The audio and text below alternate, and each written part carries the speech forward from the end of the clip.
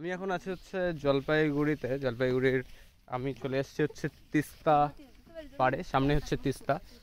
তো এখানে এসে একটা জিনিস দেখলাম, আমার সাইডে এই যে পিছনে দেখতে পাচ্ছ কত সুন্দর এখানে বাগান, গাঁদা ফুলের বাগান।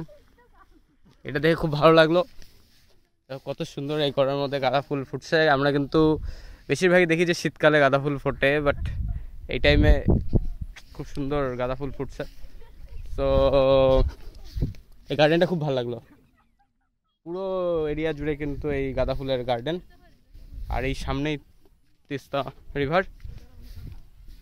তো একটু ভালো লাগলো, তাই ভাবলাম একটু শর্টের জন্য নিয়ে নিই। তো যারা যারা আসতে চাও এটা হচ্ছে তিস্তা স্পার।